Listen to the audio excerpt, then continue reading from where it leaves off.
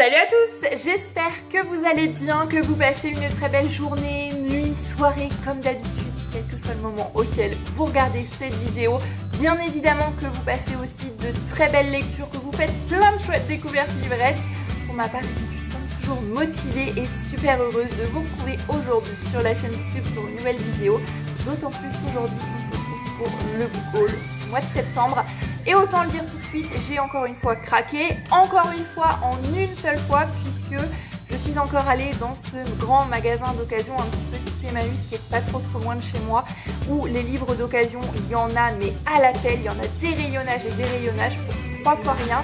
Les poches c'était 2 € les 4, c'est le poche, c'est vraiment rien du tout, il y a beaucoup de choix donc c'est dur de ne pas craquer. J'ai pris un autre livre, j'ai pas pris que des poches mais j'en ai pris 19 en tout et j'ai 2 livres à vous présenter aussi. Bon, je triche un peu parce que ces 2 autres livres là je les ai eus en août, je ne pas forcément vous faire un book haul seulement 2 livres, je trouvais ça un peu ridicule donc j'ai attendu d'avoir suffisamment de livres, j'ai attendu le book haul de septembre pour m'insister discrètement dedans. Et pour éviter que cette vidéo ne dure 25 minutes, je vais tout de suite arrêter de blablater et je suis super impatiente de vous montrer tout ça parce que je suis super contente de toutes les petites trouvailles que j'ai faites. Donc on y va, c'est parti.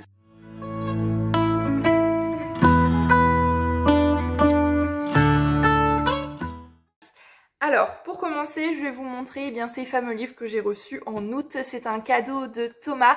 Alors, il avait la chaîne YouTube Thomas Chasseur de mots. Il me semble qu'il fait plus de vidéos sur Booktube malheureusement. Je vais vous laisser son Instagram aussi dans la barre d'infos. N'hésitez pas à aller checker ça si l'envie vous en dit. Avec Thomas, on se fait assez régulièrement 2 fois l'année en général des swaps. Et là, on avait envie de se faire quand même un petit swap d'été. Donc voilà, on avait décidé de faire ça en août et il m'a envoyé 2 livres. Donc je vous les montre tout de suite. Le premier, c'est un thriller. C'est Derrière les portes de B.A. Paris. C'est paru aux éditions Le Livre de Poche dans leur collection thriller. Alors j'en ai absolument jamais entendu parler. Il n'est pas franchement très épais. Apparemment, il y a beaucoup de dialogues. Les chapitres ont l'air d'être très courts. Un thriller, en plus de ça, je suppose que c'est haletant. C'est haletant, super bien rythmé, donc j'ai hâte de lire ça. Je pense que, dans les mois qui arrivent, octobre, novembre, c'est possible qu'il y passe. On verra bien, mais très contente. C'est l'occasion de découvrir un nouvel auteur aussi. Ça, je suis toujours preneuse. Le deuxième livre, c'est une belle petite brique, il fait son poids, c'est Le jeu de l'amour et de la mort de Juliette Benzoni, donc on a plusieurs livres à l'intérieur, hein, c'est une intégrale. Voilà, ouais, il y a 3 tomes, Un homme pour le roi, La messe rouge et La comtesse des ténèbres. Vous le savez peut-être si vous suivez la chaîne depuis un petit moment, mais j'aime beaucoup les romans historiques, j'en lis pas tellement, mais c'est un genre que j'aime beaucoup, j'aimerais vraiment m'y remettre. Et quand on parle de romans historiques, Juliette Benzoni est quand même très connue. J'ai certains livres d'elle dans ma palle, mais voilà, je m'y étais pas encore mise. Et là maintenant, j'ai cette belle intégrale. C'est un livre qui se passe en 1792 dans la forêt de Brocéliande, donc on verra bien ce que ça donne. C'est pas franchement une période que je connais beaucoup, donc ça peut être l'occasion d'apprendre quelques petites choses en plus. Pourquoi pas, ça peut être vraiment chouette. Encore une fois, je remercie énormément Thomas pour ces super cadeaux. J'ai hâte de découvrir ces 2 livres. Merci. On passe maintenant au roman de terroir. Est-ce que ça vous dit? Parce qu'il y a quand même une belle petite pile, sachant que, mis à part le premier, tout ça c'est le même auteur. Ça devrait aller assez rapidement quand même. Je vous l'ai dit à plusieurs reprises, mais les romans de terroir c'est un genre que j'ai découvert il y a quelques temps maintenant et je suis vraiment tombée amoureuse. Des livres qui nous décrivent la campagne, qui nous décrivent aussi parfois des us et coutumes d'une période passée. Et je sais pas, c'est des livres qui me transportent toujours, qui me touchent beaucoup et j'ai très envie de découvrir plusieurs un petit peu classiques du genre. En ce moment je suis en train de lire un livre de Jean Anglade qui est quand même un pilier dans la littérature de terroir. J'en ai trouvé quelques-uns dans ce magasin d'occasion et je me suis dit pourquoi pas. À ce prix-là, c'est l'occasion de découvrir. Le premier, c'est un très beau livre, c'est le livre de Françoise Bourdon qui s'appelle Les roses sont éternelles. C'est paru chez Le Livre de Poche. Je ne sais absolument pas de quoi ça parle et je pense que je vais pas le répéter pour chaque livre, mais j'ai vraiment pris ces livres-là pour leur auteur. Françoise Bourdon, c'est une autrice qui est assez connue aussi quand on parle de littérature de terroir, donc c'était l'occasion de la découvrir. Et puis il faut bien commencer par un titre, donc pourquoi pas celui-ci. Et tous les autres livres, je vous ai dit que c'était le même auteur. On parle littérature de terroir, je pense que Christian Signol, c'est quand même un nom qui revient souvent. J'ai lu 2-3 livres de Christian Signol. Il y en a un que j'ai un peu moins apprécié que les autres, mais dans l'ensemble, ça a été toujours de très belles lectures et c'est entre autres avec cet auteur-là que j'ai découvert ce genre, avec cet auteur-là que j'en suis tombée amoureuse. Donc maintenant, bien sûr, j'ai envie de lire tous les livres de Christian Signol. En plus, c'est un auteur qui est très connu, qui est très prolifique aussi. Il sort tous les ans un nouveau livre, il me semble. Donc quand on va dans les petits magasins d'occasion comme ça, c'est vraiment facile d'en trouver. Je commence à avoir une belle petite collection. Donc là, j'en ai pris 2, 4, 6, 8, 9. Donc je vais vous les présenter tout de suite, sachant que pour chacun d'entre eux, je ne sais absolument pas de quoi ils parlent. J'ai vu Christian Signol, j'ai pris et puis on verra bien quand je me plongerai dedans. Alors on a déjà La promesse des sources, L'âme de la vallée, La rivière Espérance. Alors celui-là, il est très connu, il me semble qu'il a été adapté en film ou téléfilm si je ne dis pas de bêtises.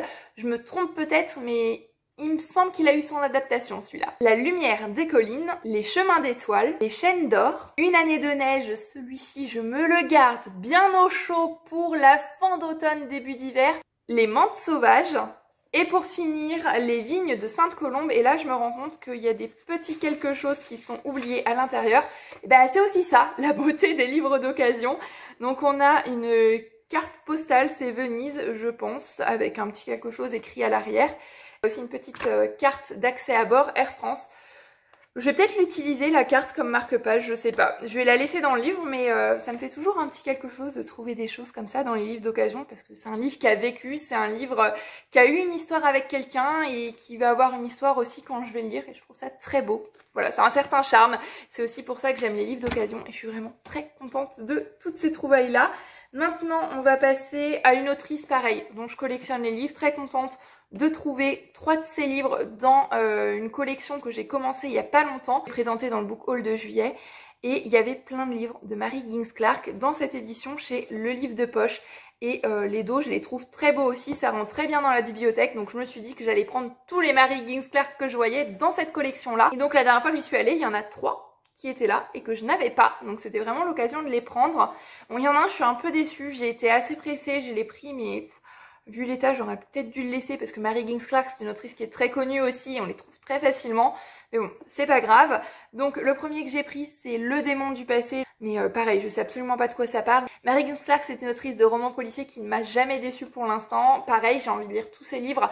Et j'ai du pain sur la planche parce que c'est aussi une autrice qui était, puisque malheureusement elle est décédée il y a pas très longtemps, très prolifique. Elle a sorti beaucoup de livres. Pour l'instant, je ne vais lire que les livres qu'elle a écrits seule, mais elle en a aussi écrit beaucoup à 4 mains avec sa fille Carol Higgins Clark, donc Le démon du passé. La nuit du renard, c'est l'un de ses plus connus, je l'avais pas encore, je l'ai jamais lu et j'ai hâte de le découvrir parce que quand on parle de Mary Higgins Clark, La nuit du renard, c'est quand même celui qui revient le plus souvent. Et on continue avec le dernier livre de Mary Higgins Clark, c'est celui-là que j'aurais peut-être pas forcément dû prendre. C'est Un cri dans la nuit, toujours dans cette super collection chez Le Livre de Poche. Mais je sais pas si vous allez voir, il y a des petites taches de peinture ou je ne sais trop quoi sur la couverture. Mais surtout, il y a dû y avoir un petit accident aquatique parce qu'il est tout gondolé et les pages se sont un petit peu rigidifiées. Je sais pas, il a un toucher assez particulier, ce qui fait qu'il est beaucoup plus épais que les autres. Mais bon, là c'est juste des petits chichis parce qu'honnêtement, l'intérieur ça reste la même chose, l'histoire reste la même et puis j'ai hâte de le découvrir quand même, mais je suis un peu déçue. J'aurais dû faire attention, c'est de ma faute. Donc la prochaine fois, je regarderai un petit peu mieux. On fait une petite pause développement personnel. Alors là, je sais pas si je vais franchement vous parler de ce livre une fois que je l'aurai lu. Je sais pas. J'ai très envie en ce moment de me plonger dans des livres un petit peu plus théoriques, un peu plus développement personnel comme on dit. Et il y avait celui-ci. Cultiver l'intelligence relationnelle de Daniel Goleman, comment maîtriser notre relation aux autres pour vivre mieux, paru chez Pocket. Donc c'est un de ces livres qui était offert pour l'achat de 2 Pocket. Je ne connais absolument pas, j'ai feuilleté un petit peu dans le magasin, j'ai regardé les en-têtes de chapitres, etc. Ça a l'air assez intéressant, il est vraiment comme neuf, il n'y a rien d'écrit dedans, il a vraiment l'air neuf, je sais même pas franchement s'il a été lu. Mais j'ai hâte de le découvrir, je vais pas le lire d'une traite, peut-être que je picorerai un peu dedans de temps en temps. On verra bien, mais je suis contente de l'avoir trouvé. Le seul livre que j'ai pris qui n'est pas en poche, c'est parce que c'est une superbe édition. Et vous le savez peut-être aussi, pareil, si vous suivez la chaîne depuis un petit moment. Mais j'ai un gros faible pour les belles éditions, les vieux livres, les livres de collection. Et j'en ai pas mal. Ma collection commence à être assez importante, assez imposante. mais je suis toujours contente quand j'en trouve et c'est un petit peu comme aller à la chasse au trésor et ça me fait toujours super plaisir, super chaud au cœur. En général, en plus de ça, c'est des classiques et j'ai vraiment envie d'en lire plus et les avoir dans toutes ces belles collections, mais à chaque fois que je les regarde, ça me fait plaisir, ça me rend heureuse. Et là, je suis tombée sur celui-ci. Là, c'est les éditions Baudelaire. On les reconnaît assez facilement. Ils ont souvent un dessin ici qui se continue à l'arrière avec un dos comme ceci. C'est magnifique et je l'ai payé 50 centimes. Donc voilà, j'allais pas me priver. Et celui-ci, c'est Quentin Durward de Walter Scott. Donc je ne connais absolument pas. C'est une belle petite briquette. Je sais pas quand je vais me plonger dedans honnêtement, mais je suis contente de savoir qu'il est là si j'ai envie de le découvrir. Voilà, il m'attend patiemment et puis un jour je me plongerai dedans. Puis le moment venu, bah, je vous en reparlerai. On continue avec 4 petits poches. Il y a tout d'abord un classique, c'est Knock, je pense, de Jules Romain, donc de l'Académie française, paru chez Folio. Alors là, c'est vraiment le vieux Folio qui, cette fois-ci, je pense, a bien été lu, un petit peu jauni comme ça, mais je trouve que c'est un charme aussi, j'aime beaucoup. C'est une pièce de théâtre. Alors, je ne lis pas beaucoup de théâtre, mais c'est un genre que j'aime énormément, que j'ai vraiment envie de découvrir plus. Vous le voyez pas, c'est juste ici au-dessus de moi, mais dans mes très belles éditions, j'ai 2 intégrales de Molière. J'ai donc 6 pièces, il me semble, en tout. Je crois qu'il y en a 3 dans chacun. Et j'ai hâte de les lire, mais j'avais envie aussi d'autres choses. Dans le côté beaucoup plus moderne, j'aime aussi beaucoup les pièces de théâtre d'Éric Emmanuel Schmitt. Mais celle-ci, je ne la connais absolument pas. C'était l'occasion de la découvrir pour, encore une fois, vraiment 3 fois rien, puisque c'est un livre d'occasion. Le théâtre, ça se lit vraiment très vite, hein. En plus de ça, il n'est pas très épais. Voilà, c'est dans cette pièce, entre autres, qu'on trouve la fameuse tirade « Est-ce que ça vous chatouille ou ça vous gratouille ?»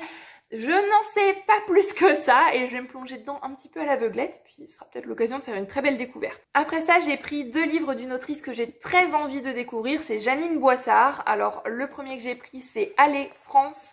C'est paru chez Pocket. On va notamment être plongé dans celui-ci dans une école, il me semble, dans une classe de CM1. Voilà, et le milieu scolaire, l'enseignement, c'est toujours une chose qui m'intéresse. Donc je me suis dit pourquoi pas commencer la découverte de Jeannine Boissard avec celui-ci. Et il y en avait un autre de l'autrice qui était disponible, c'était celui-ci, Louis-tu, paru également chez Pocket. Il me semble qu'on va parler d'un petit garçon ici qui a 4 ans et qui va être abandonné sur le pas de la porte d'une jeune fille qui s'appelle Manon. Voilà.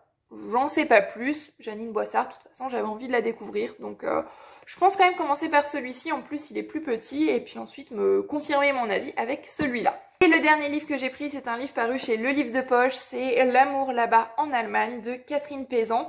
Je ne connais absolument pas ni cette autrice ni ce titre, mais on va apparemment y suivre une jeune femme en 1946 qui est enseignante en Allemagne, voilà. Donc je ne vous en dis pas plus, mais enseignement, milieu 20e, les années 40-50, ça ne pouvait que me faire envie. Et pour être honnête avec vous, si je l'ai pris, c'est un petit peu au hasard, parce qu'il fallait que je tombe sur un nombre de livres pair pour que le prix tombe juste. Donc c'est comme ça que j'ai pris celui-ci. Il me tentait, je m'étais dit bon, est-ce qu'il me tente assez pour le prendre? Finalement il me manquait un livre, donc il a fini dans le panier avec les autres. Et ben voilà, je pense que j'ai réussi à faire court pour une fois, pour un book haul. J'espère que cette vidéo vous aura plu. Je suis super contente de vous avoir présenté tous ces livres et bien sûr j'ai hâte de me plonger dans chacun d'entre eux, de les dévorer et de vous retrouver pour vous en parler, pour partager mon avis. Si vous avez lu l'un de ces livres, si vous avez envie de lire l'un de ces livres, n'hésitez pas à me laisser un petit commentaire, me dire peut-être par lequel je devrais commencer. C'est toujours sympa d'échanger, de papoter avec vous par ici, ça me fait toujours chaud au cœur, super plaisir. Les recommandations de bouquins, c'est toujours bon à prendre. Moi je vais aller ranger toutes ces piles de bouquins qui traînent un petit peu partout maintenant. Je vous fais comme d'habitude à tous plein de bisous, je vous souhaite d'excellentes lectures et je vous dis à très bientôt sur la chaîne YouTube pour une nouvelle vidéo. Prenez grand soin de vous, bye bye.